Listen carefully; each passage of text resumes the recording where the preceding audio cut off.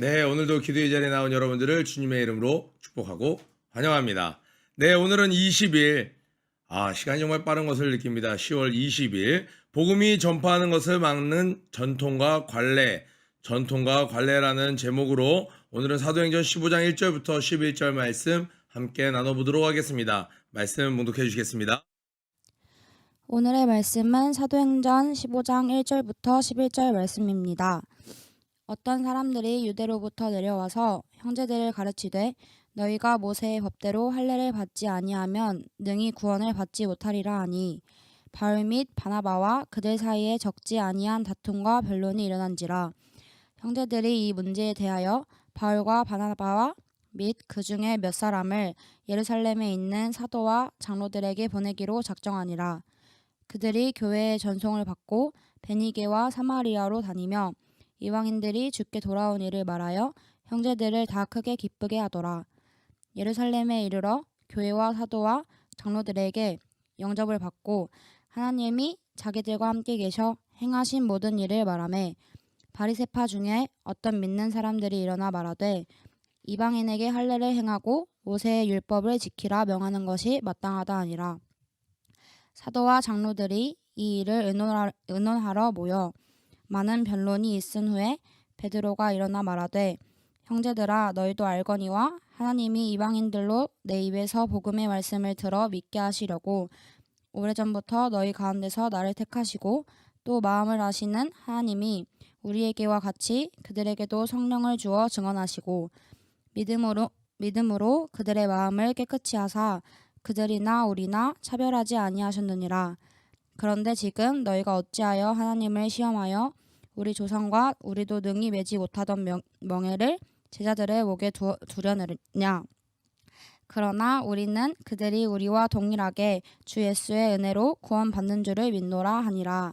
아멘. 아멘.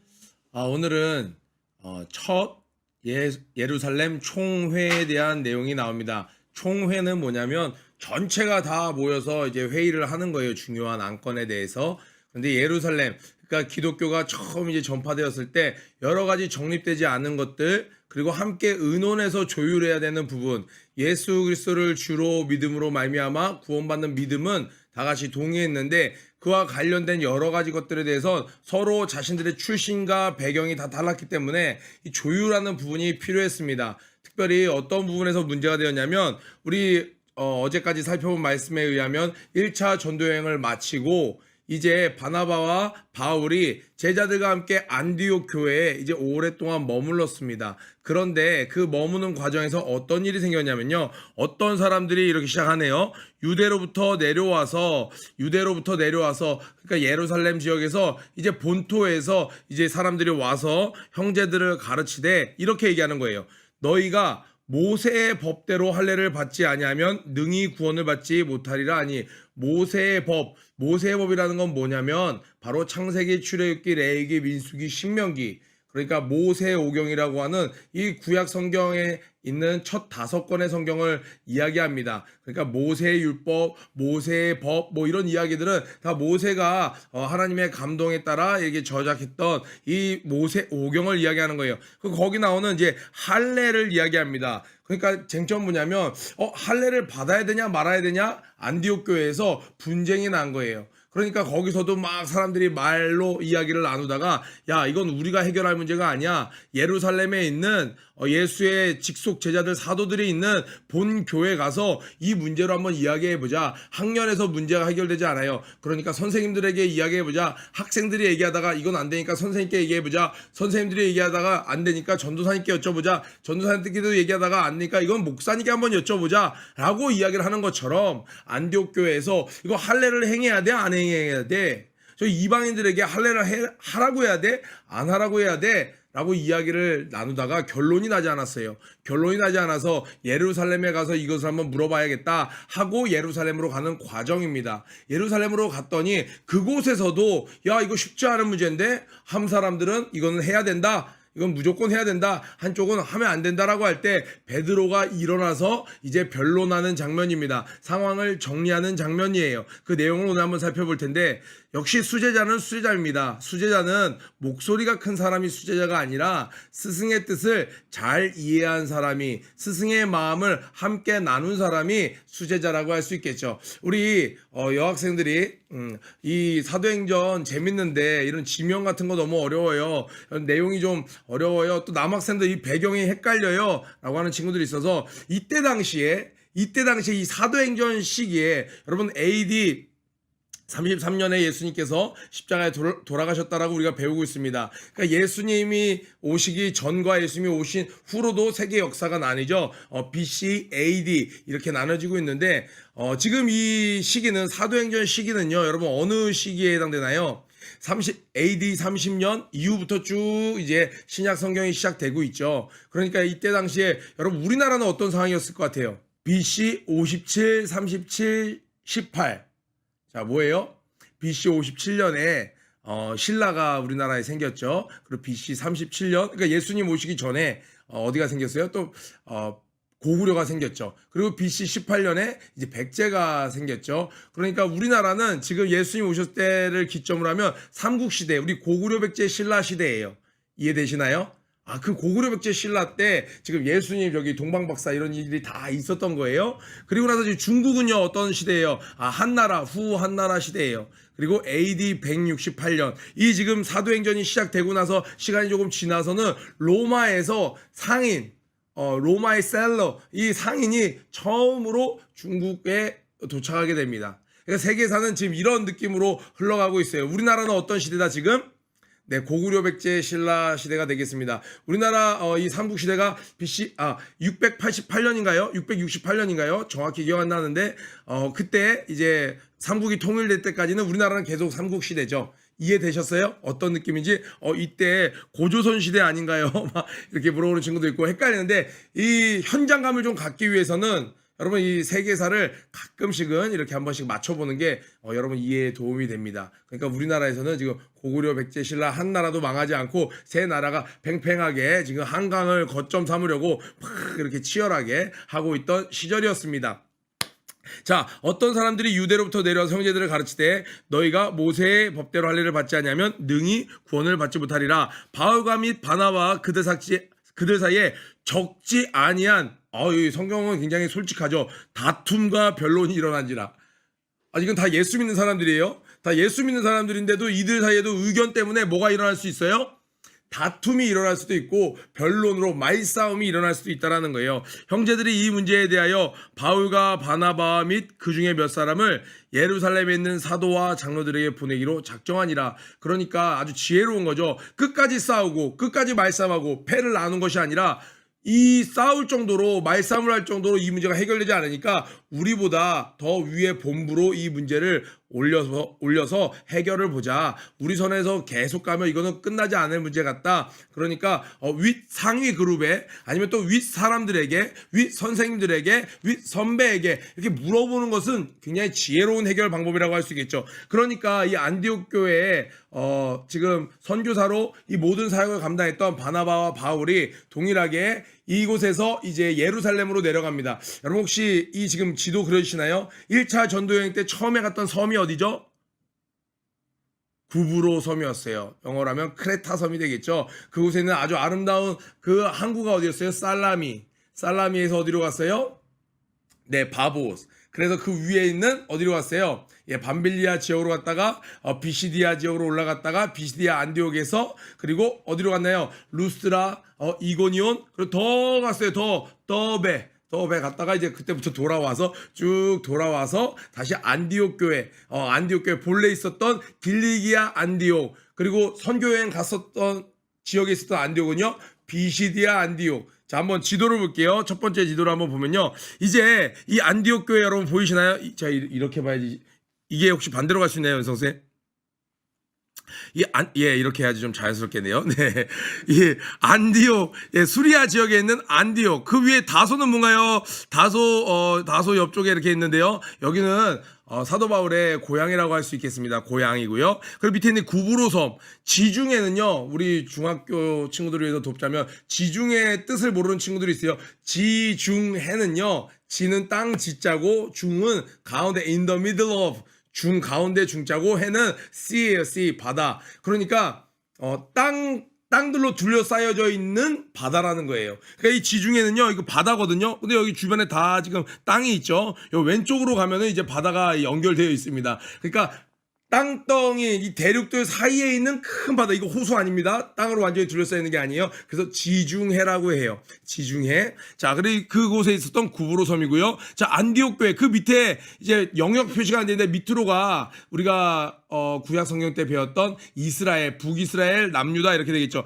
남유다의 수도가 어디예요? 남유다의 수도가 바로 예루살렘이 되겠죠. 자, 쭉 보니까 저 예루살렘 저 밑에 있죠. 그 위에는 바로 사마리아가 있고 그 위에 베니게 이런 지역들 이름이 있어요. 도시 이름 아니고 도시들이 다 포함된 어떤 지역, 전라도, 충청도, 경기도 이런 경기도, 인천 이렇게 얘기하잖아요. 이런 것처럼 이 지역이 나왔습니다. 자, 이들이 이제 내려가는데 이런 지도도 어려워요. 목사님, 이런 지도 이제 그만 보여주세요. 아주 쉬운 지도를 하나 또 찾았습니다. 어떤가요? 자, 유초등부 버전으로 안디옥 지역에서 베니게 사마리아 지역 쭉 통과해야만 예루살렘에 갈 수 있는 거예요. 무슨 말인지 이해되셨죠? 저기 만주 쪽 이런 지역에서 쭉 북한을 통해서 남한으로 내려올 수 있죠. 이렇게 땅으로 쭉 내려오는데 참 은혜되는 것은 자, 그러니까 이렇게 나옵니다. 그들이 교회의 전송을 받고 3절입니다. 베니게와 사마리아로 다니며 이방인들이 주께 돌아온 일을 말하여 형제들을 다 크게 기쁘게 하더라. 지금 목적지는 어디예요? 예루살렘이에요. 예루살렘으로 가는 길인데 그 가는 동안에도 베니게 지역, 두로와 시돈이 있었던 베니게 지역, 그리고 그 사마리아 지역, 그곳을 지나는데 그 가운데서도 지금 뭐 하고 있어요? 계속 전도하고 있고 하나님의 행하신 일을 막 자랑하는 거예요. 이 성령이 충만한 사람은 어느 곳을 가든지 간에 그 여정조차도 복음을 증거하는 인생이 되더라는 거예요. 저 이 말씀을 증거하는데 두 가지 장면이 떠올랐습니다. 하나는요, 수련회 갔다 올 때 그 버스에 타 있는 우리 학생들이 떠올랐습니다. 그 버스 보면 새신자 버스가 있고 성령 충만조 버스가 있죠. 새 친구들이 많이 탄 버스는 사뭇 좀 분위기가 다릅니다. 각자 핸드폰을 하고 각자 헤드셋을 껴고. 근데 이제 성령 충만조가 있어요. 아이들 임원들도 많이 탔고 기존의 친구들도 많이 탄 친구들은요, 여기서 기도원까지 가는데 3시간이 넘게 걸리는데 아이들이 차 안에서 특별히 막 찬양을 하고 막 서로 웃으면서 이 성령 충만전요, 돌아올 때 뭐 아니면 도죠. 돌아오는 내내 찬양을 하거나 너무 수련회 때 에너지를 쏟아낸 나머지 기절해서 이제 주님을 만나거나 이런 경우가 생각났고, 두 번째로 떠올랐던 장면은 이거예요. 우리 북한산 산기도 갈 때 그때는 이제 임원 친구들이랑 부서 친구들이랑 같이 모여서 1년에 한두 번씩 북한산에 올라가서 우리가 기도할 때가 있었는데, 그 올라갈 때 일반 등산객은요, 자신을 막 생각하면서 묵상하면서 아니면 헉헉대면서 올라가는데, 우리 중고등부 친구들이 막 올라갈 때 충만하면 어떻게 해요? 올라가는 내내 뭘 해요? 찬양을 부르는 거죠. 막 거리에서 막 계곡까지 막 찬양을 부르면서 아이들이 올라가는 거예요. 마치 지금 바나바와 사울의 모습이 이 가는 길 여정이 고되고 힘들고 이 지금 사태의 중요성 이런 건 다 뒤로 하고 어느 곳에서나 찬양하고 전도하는 모습이에요. 우리도 오늘 이 새벽 기도 끝나면 각자 학교를 가고 또 우리 직장에 가고 학원에 가기도 하고 각자 삶의 현장으로 갑니다. 그 가는 여정이 지치고 상한 나의 영혼을 이런 분위기인지 막 기뻐서 찬양이 흥얼 나오는 상황인지, 이 바나바와 바울은 복음의 사람들이었습니다. 가는 그 과정 가운데서도 주님을 자랑하는 모습이었습니다.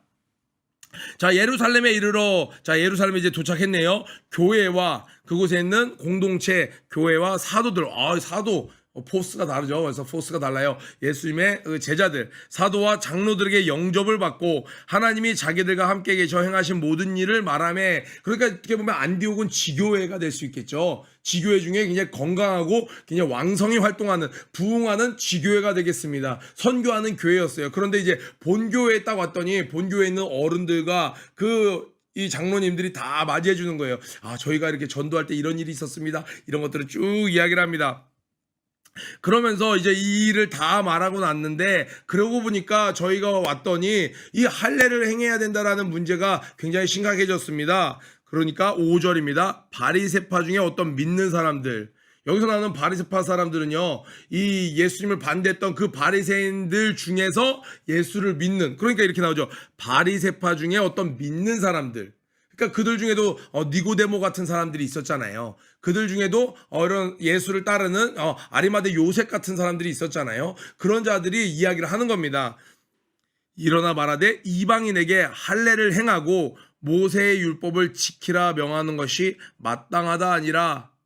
야, 그 새로 믿게 된 이방인들, 외국인들, 그 사람들 모세의 법을 다 지켜야 돼. 할례를 행하라고 하는 게 맞는 거야 라고 이야기를 했습니다. 사도와 장로들이 이 일을 의논하러 모여, 그러니까 교회가 커지면요, 교회가 막 부흥하면요, 해결해야 될 일들이 많아요. 우리나라로 치면 이런 거 있죠. 킥보드, 전동 킥보드에 대한 법이 없어요. 막 사람들이 발전하고 요즘에 개인 모바일, 퍼스널 모빌리티라고 하죠. 이 개인 이동 수단이 발달하면서 그 관련 법규가 없는 거예요. 이방인들이 전도되다 보니까 이들에 관련된 어떤 세세한 항목들이 없는 거예요. 그러니까 이것들은 항상 건강하게 교회가 성장하고 있는 측면에서 늘 일어날 수 있는 일이라는 거예요. 함께 의논하러 모였습니다. 많은 변론이 있은 후에 이러쿵저러쿵 막 이야기가 오고 주고 가고 막 한 거예요. 근데 이걸 상황을 정리합니다.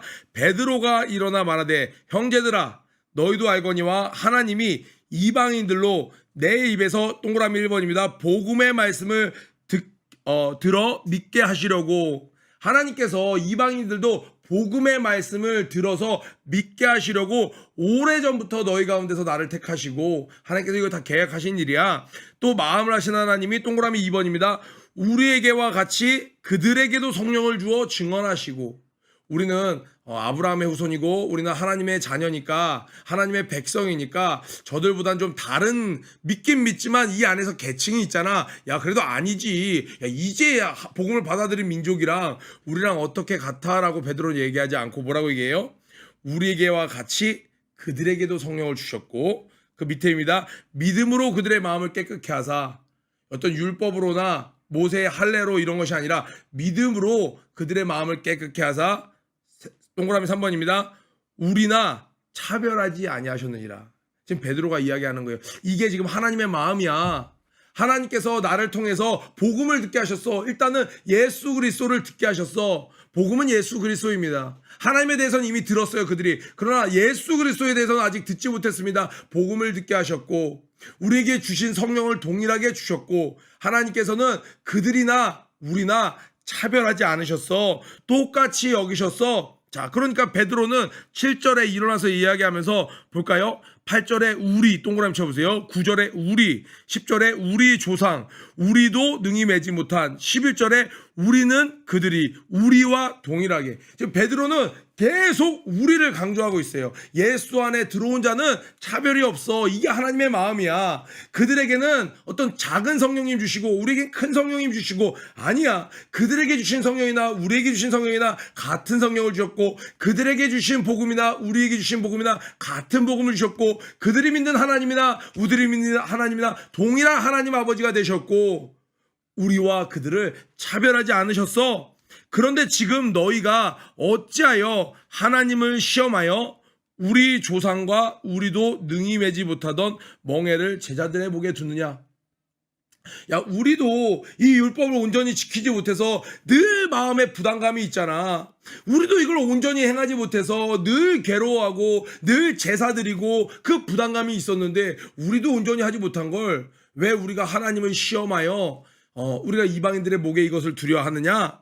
이렇게 이야기합니다. 11절의 결론이에요. 그러나 우리는 그들이 우리와 동일하게 무엇으로 은혜를 받는다고요? 주 예수의 은혜로 구원받는 줄을 믿노라 하니라. 이게 베드로의 주장이었어요. 주 예수의 은혜로 우리가 믿음으로 말미암아 구원을 받는 거지 할례나 다른 것들 때문에 받는 게 아니야 라고 이야기를 하고 있어요. 그렇다면 할례에 대해서 오늘 한번 살펴볼게요. 할례가 애초에 왜 등장했나요? 모세의 법이라고 해서 나오는데, 창세기, 그러니까 굉장히 성경 처음부터 나온 이야기네요. 창세기 17장에 아브라함에게 주시는 말씀이었어요. 할례는 여러분 오늘날로 치면 뭔지 알죠? 남자의 성기의 끝에 표피를, 살을 잘라내는 것을 오늘은 이제 포경수술이라고 하는데, 이것이 올라가 아브라함 시대 때 하나님께서 할례라는 이름으로 그들에게 처음 주셨던 것입니다. 그런데 그것은 어떤 건지는 우리가 아는데 그것의 의미가 뭐였는지를 우리가 기억하는 것이 중요해요. 왜냐하면 형식은 때때로 중요합니다. 그런데 형식이 있어요. 이시스 목사님께서 너무 명설교를 해주셨죠. 완두콩 껍데기가 중요한 게 아니다.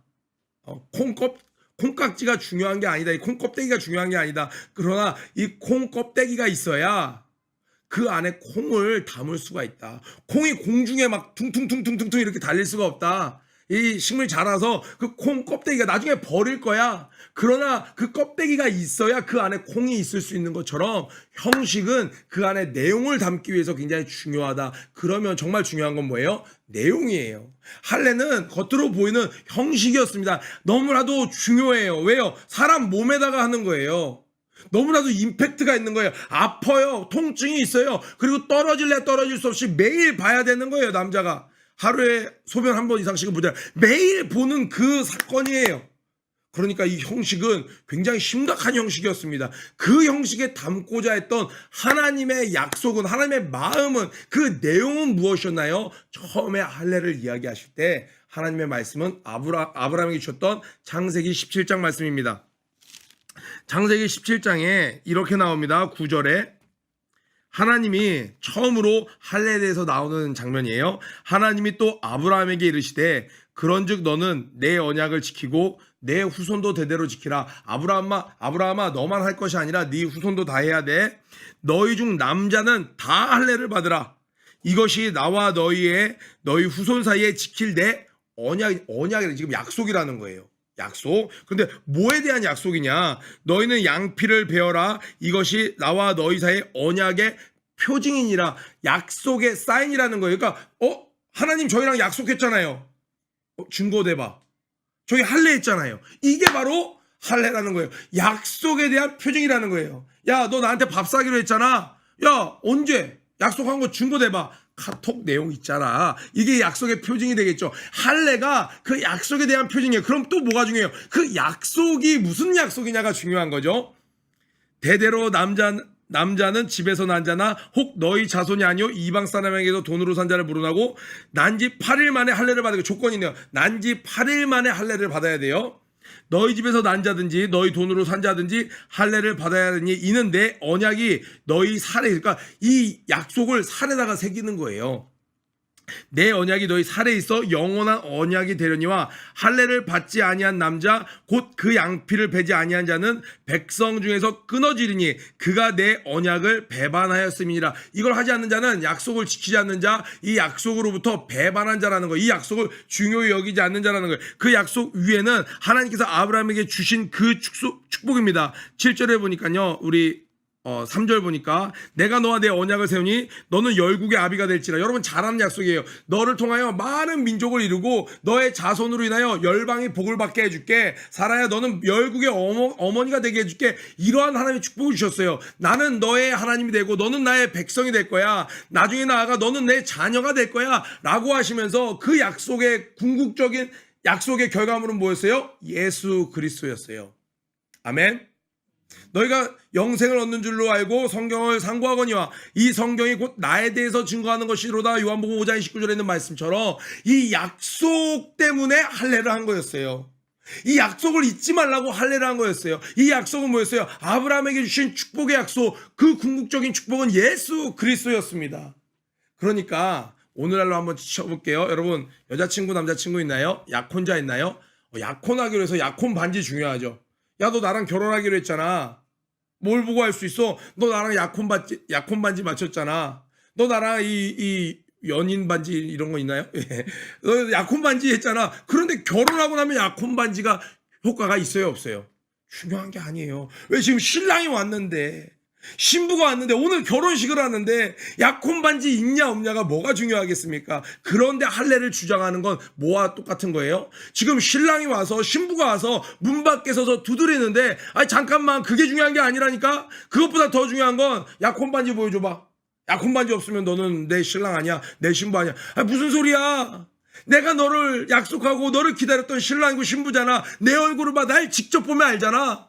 그런데 아직 신랑을 만나지 못했어. 신부, 예비 신부를 만나지 못했어. 부모님, 옛날에 부모님을 통해서 소개받아서 그 사람이 너를 찾아올 거다. 뭘로 알 수 있냐? 너희들이 똑같은 반지를 끼고 있을 거다. 그게 할례였어요. 이스라엘 백성들은 약속의 백성이라는 그 사인이 할례였어요. 그런데 예수 그리스도가 다윗의 씨로 진짜 이 땅에 오셔서 끝난 것이 아니라 승천하시고 그 예수 그리스도가 이제는 한 명 한 명에게 직접 들어가는 사건이 있었습니다. 바로 성령님이 내 안에 들어오셔서 내가 내 안에, 네가 내 안에 이제는 완전히 하나가 되는 그 놀라운 역사가 있는데, 지금 이 상황에서 할례가 더 중요하다라고 말하는 것, 얼마나 아이러니한 일입니까? 그래서 바울은 나중에 이 회의 때 된 결정을 가지고 강력하게 나아가서 할례를 주장하는 자들에게 나아가서 이야기합니다. 갈라디아서에 보면요, 다시 이 사람들이 와서 막, 야 그래도 모세율법은 지켜야 돼. 야 그래 그것도 중요해. 예수 믿는 거 중요한데 그래도 너 이건 해야 돼. 그래도 이건 지켜야 돼. 라고 하면서 그들을 믿음으로부터 멀어지게 하는 자들을 향해서 이렇게 이야기합니다.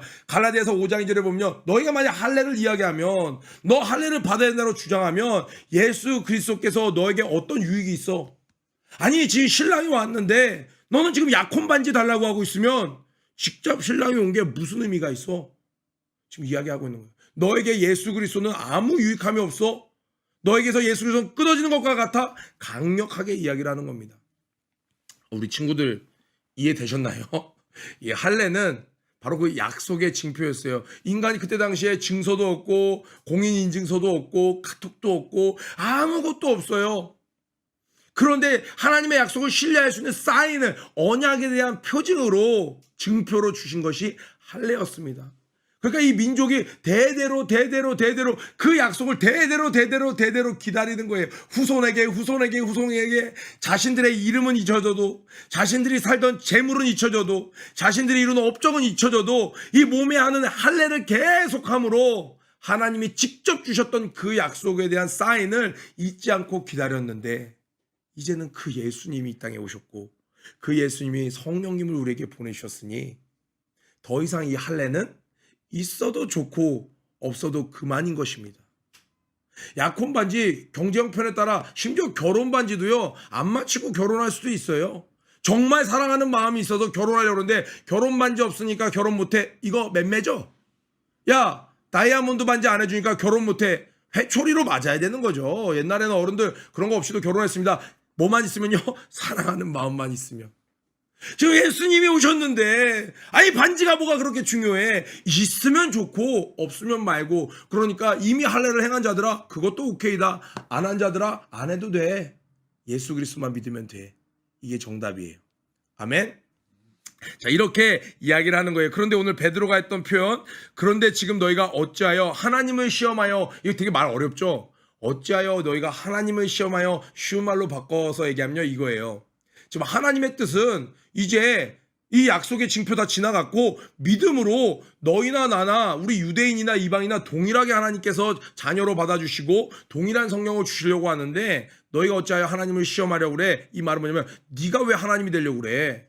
왜 하나님이 이렇게 하려고 하는 걸 네가 다른 법을 만들려고 그래? 이해되시죠? 학교에서 치면 이거예요. 담임 선생님이, 얘들아 우리 어차피 이번 주말에는 대청소하니까 오늘은 여기까지만 청소하고 너희들 돌아가도 된다 하고 담임 선생님이 교무실로 가셨어요. 근데 반장이라서, 야 다 남어. 선생님 저렇게 얘기했어도 야 여기까지 다 청소해. 여기까지 싹 다 청소하면 니들 못 가. 지금 이게 담임 선생님을 시험하여? 왜 담임 선생님이 다 집에 가라고 했는데 자기가 못 가게 하는 거예요? 이거 잘못된 거죠. 반장 2학기 때 못 뽑히는 거죠. 그죠? 지금 그러니까 하나님을 시험하여, 이 말은 뭐예요? 자기가 하나님이 되려고 하는 거예요. 하나님도 없앤 법을 왜 네가 자꾸 만들려고 그래? 교회에서 보면요, 이시세 목사님께서, 서울 담임 목사님께서 야 중고등부 이거 이렇게 해라 라고 얘기했는데, 내가 속으로 그래도 그건 아니냐고 내가 막 얘기하는 건, 내가 목사님을 시험하여 내가 담임 목사님처럼 행동하는 거예요. 이게 교만인 거죠. 근데 우리 삶 가운데 이런 유혹이 많이 와요. 때때로는 알지도 못한 채로 이런 일들을 할 때도 있어요. 그러니까 하나님이 하라고 하는 거면 어제까지 하기 싫었어도 하는 것이고, 하나님이 오늘부터 하지 말라고 하는 거면 어제까지 내 평생에 해오던 것도 오늘부터 안 할 수 있어야 되는 것입니다. 아멘. 여러분 공동체 생활할 때 여러분 일단 위에 있는 하나님이 세우신 종에게 아니면 선생님에게 이런 것들 한번 순종하는 훈련을 해보세요. 이게 굴복이 아니에요. 이게 참 복음의 사람이에요. 유대인들은요, 베드로는요, 어제까지만 해도 예수님의 만나기 전까지만 해도 할례를 생명처럼 여기던 사람들이에요. 근데 예수를 만나고 나니까 이제 폐하라. 그랬더니 어떻게 해요? 이걸 폐하잖아요. 베드로도 난 이거 부정한 거 먹을 수 없습니다. 한 번도 이런 거 먹은 적 없습니다. 그런데 내가 깨끗게 한 것을 네가 왜 부정하다 하느냐? 베드로가 지금 어떤 유혹이 있었던 거예요? 자기가 하나님이 되려고 했던 거예요.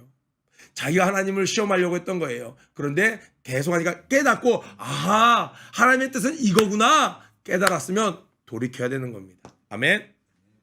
복음이 전파하는 것을 막는 전통과 관례, 중고등부에 각 교회 부서에 믿지 않는 영혼들이 몰려들 때 우리가 때때로는 이 껍데기 때문에 그들에게 콩을 전해주지 못하는, 이 껍데기 때문에 예수 그리스도를 전해주지 못하는, 중고등부에 처음 왔어요. 담배 피니까 너는 다음부터 못 와.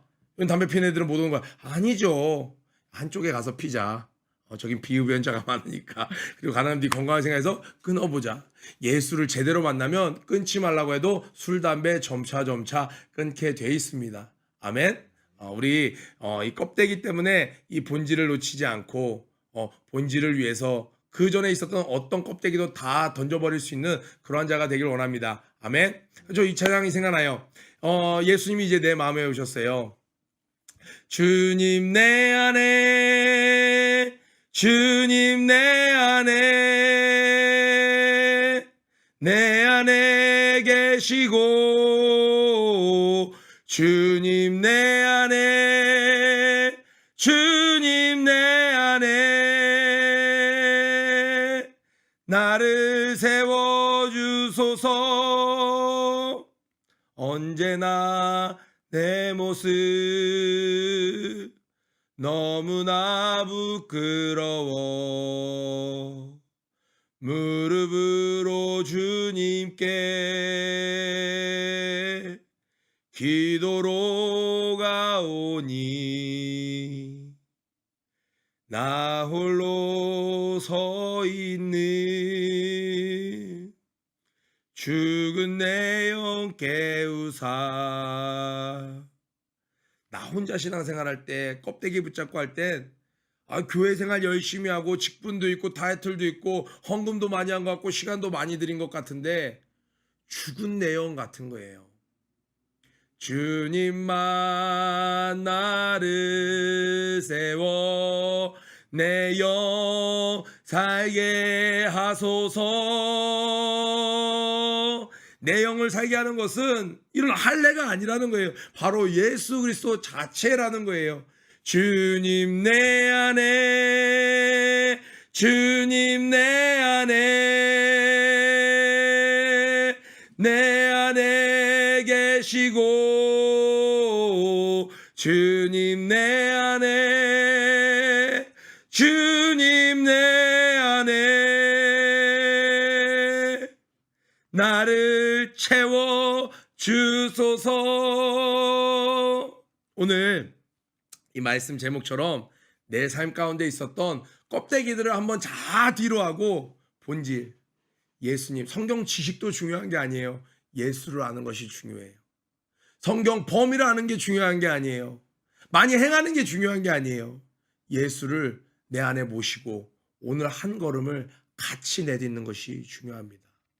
이 새벽 기도도 너무 중요한 본질을 위해서 시작했지만 형식만 남게 되면 너무 위험한 일이죠. 그래서 여러분 새벽에 또 아니면 은밀한 가운데 아니면 쉬는 시간에 잠깐 기도할 때 예수를 찾으시기를 축복합니다. 오늘도 예수님과 동행하는 하루 되길 주님의 이름으로 축복합니다. 구호 외치고 아침 기도에 마치도록 하겠습니다. 고 준비 런 앤 플레이 시작. 모든 일에 전심전력하는 하루가 되자. 오늘도 승리하세요.